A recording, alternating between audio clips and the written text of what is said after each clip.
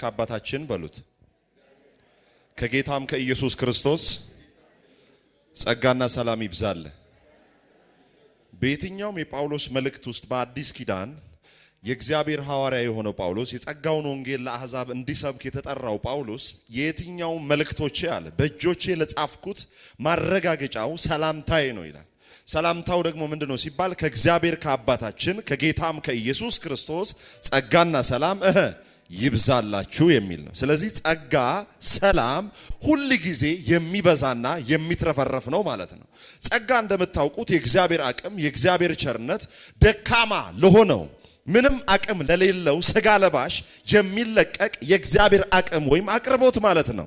ስለዚህ ጸጋ ሰው ባቃተው ሰው በደከመው ጉዳይ ላይ የእግዚአብሔር አቅም ሲገለጥ ማለት ነው። አሜን። በደከማችሁ ነገር ላይ ዛሬም የእግዚአብሔር ጸጋ ይገለጣል።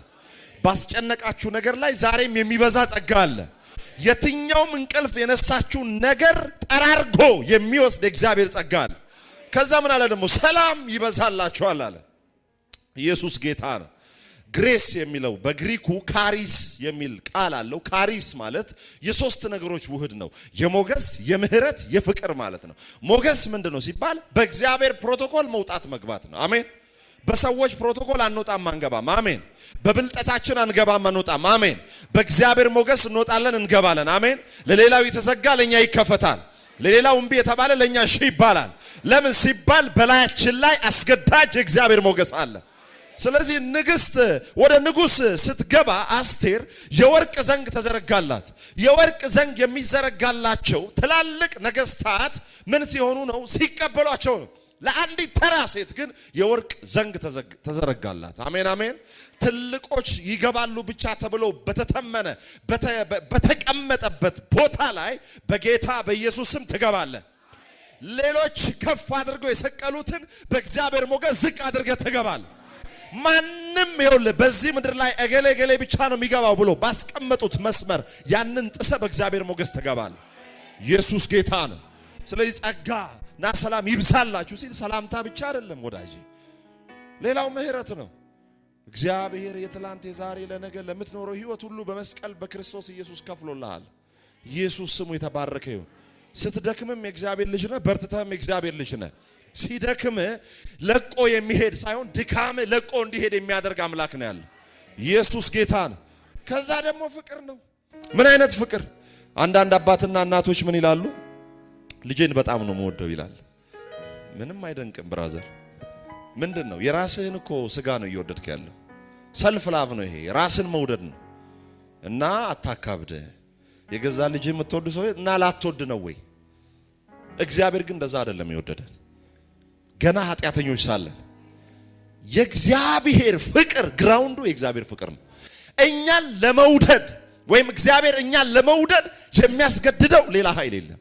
የሚያስገድደው የኛ መልካምነት አይደለም። የሚያስገድደው የራሱ ፍቅር ነው። አሜን። ያለ ምንም ቅድመ ሁኔታ ተወዳቸዋል። ስለዚህ ጸጋ ይብዛላችሁ ሲል ሞገስ፣ ምህረት፣ ፍቅር ሁሉ ጊዜ ይብዛላችሁ እያለ። ስለዚህ ይሄ ሰላምታ የጴንጤ ሰላምታ ነው። ሃይ እንዴት ነህ? አማን ነው? ሰላም ነው? የኛ አይደለም። እንዴት ጸጋና ሰላም ይብዛል? የሆነ ሰው ተጨንቆ ሊሆን ይችላል። ጸጋና ሰላም ይብዛል። ሰላምስ ጌታ ኢየሱስ እንዲህ አለ፣ እኔ የምሰጣችሁ ሰላም ዓለም እንደሚሰጣችሁ ሰላም አይደለም።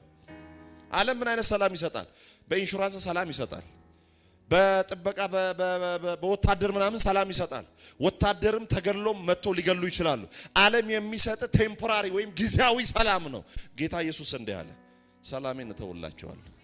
አሁን ይሄ ስልክ ቢኖር በቃ ትቼልሃለሁ ብሎ መሄድ ማለት ነው። ሰላም ሰጣችኋለሁ ብቻ ሰላሜን። የኢየሱስ ሰላም ታንኳ ላይ ማዕበል ተነስቶ የሚያስተኛ ሰላም። ሌላው እየጮኸ አንተ ትተኛለህ። ጤፍ 20 ሺህ ብር ገባ ሲሉ አይ ኢየሱስ መጋቢዬ ነው ትላለህ።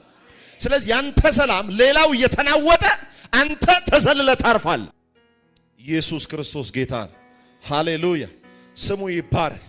ጸጋና ሰላም ይብዛላችሁ። ጸጋና ሰላም ይብዛ። አንዴ ዞራችሁ ጸጋና ሰላም ይብዛል በሉት።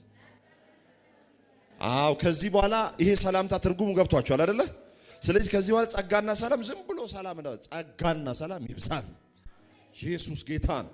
ይሄ ሰላም የሚለው በዕብራይስጡ ሻሎም ማለት ነው። ሻሎም ማለት ኮምፕሊትነስ ኢን ዌልዝ ኤንድ ሄልዝ ማለት ነው።